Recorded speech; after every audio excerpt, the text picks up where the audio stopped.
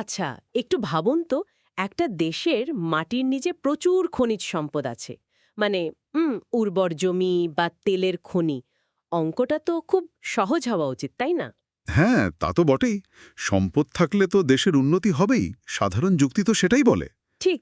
কিন্তু আজকের এই গভীর বিশ্লেষণে আমরা যে অর্থনৈতিক ইতিহাসের গবেষণাপত্র আর বৈশ্বিক বাণিজ্যের ডেটা ঘাঁটছি, সেখানে দেখলাম বাস্তবতা আসলে সম্পূর্ণ ভিন্ন। প্রচুর সম্পদ থাকা সত্ত্বেও অনেক দেশ প্রজন্মের পর প্রজন্ম গরিব থেকে যাচ্ছে। হুম, কারণ সমীকরণটা বাইরে থেকে খুব সরল মনে হলেও এই ডেটাগুলো আসলে আমাদের অন্য একটা গল্প বলছে। হ্যাঁ, আর এই গল্পটা বুঝতে গিয়ে আমার বারবার একটা রূপকের কথা মনে হচ্ছিল। ধরুন, পুতুল আর সূত্রধর, বা প্যাপেট আর প্যাপেটিয়ার।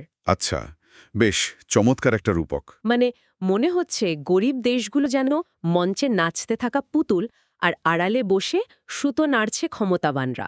তো আজকের এই ঘাটাঘাটিতে আমরা খোঁজার চেষ্টা করব এই সুতোটা আসলে কি দিয়ে তৈরি। এই সুতোটা বুঝতে হলে আমাদের মানে ডিপেন্ডেন্সি থিওরি বা নির্ভরশীলতা তত্ত্বের গভীরে যেতে হবে।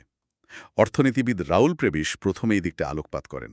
সহজ কথায় হুম। তিনি বিশ্ব অর্থনীতিকে একটা জিরো সাম গেম হিসেবে দেখেছেন। জিরো সাম গেম, মানে তো এই খেলায় একজনের লাভ হওয়া মানে অন্যজনের ক্ষতি হওয়া। তার মানে আপনি বলছেন গরিব দেশের উন্নতি না হওয়াটা। তাদের নিজেদের ব্যর্থতা নয়, একদমই তাই। বরং এটা একটা কাঠামোগত প্রয়োজন, যাকে বলে রিচ ম্যানস ট্র্যাপ। ধনী দেশগুলোর আরও ধনী হওয়ার জন্য গরিবদের এই শোষিত অবস্থায় থাকাটা অপরিহার্য। সূত্রধর তো চাইবেই না তার পুতুলের সুতো ছিঁড়ে যাক। এটা আসলে একটু হজম করা কঠিন। কাঠামোটাই এমনভাবে তৈরি যাতে গরিবরা শুধু দিয়েই যাবে।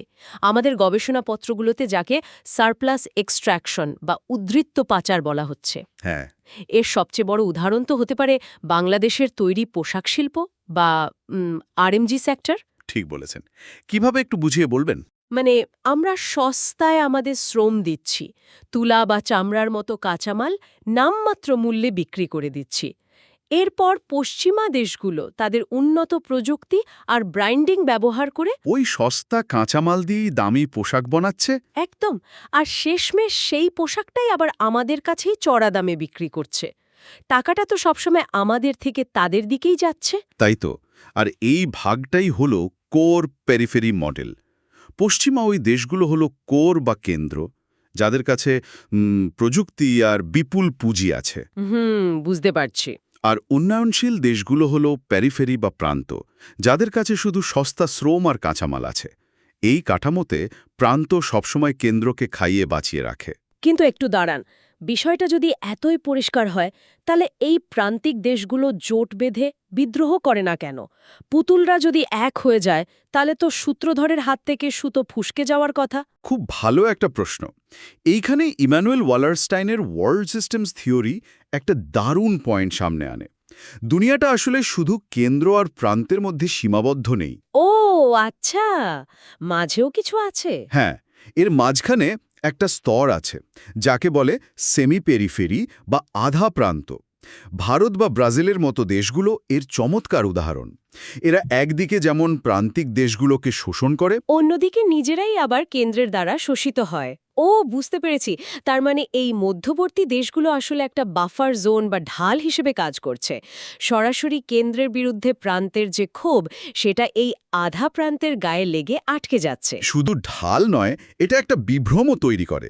প্রান্তিক দেশগুলো মনে করে, ওরা পারলে আমরাও একদিন উন্নতি করে ওপরের স্তরে যেতে পারবো। এই বিভ্রমটাই বৈশ্বিক কাঠামোর সুতোগুলোকে স্থিতিশীল রাখে। দারুণ বলেছেন। তাহলে এই ফাঁদ থেকে বেরোনোর উপায় কি?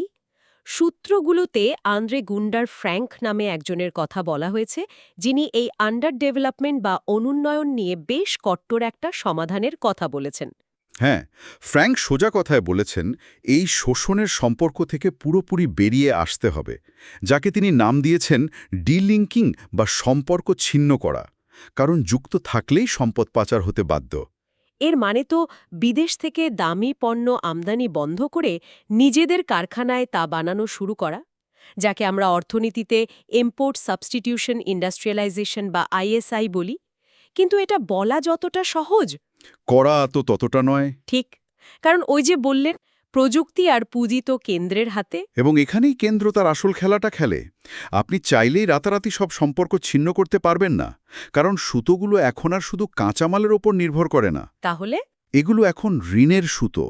আইএমএফ বা বিশ্বব্যাংকের মতো প্রতিষ্ঠানগুলোর ডেপ ট্র্যাপ বা ঋণের ফাঁদের দিকে তাকালেই বিষয়টা স্পষ্ট হয়। ও হ্যাঁ, উন্নয়নের নামে গরিব দেশগুলো বিশাল অঙ্কের ঋণ নেয়।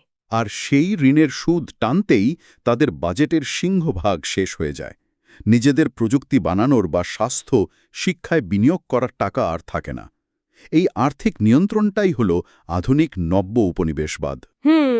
সূত্রধর এখন আর অস্ত্র দিয়ে নয়, বরং ঋণ দিয়ে পুতুল নাচায়। মাথা ঘুরিয়ে দেওয়ার মতন একটা বিষয়।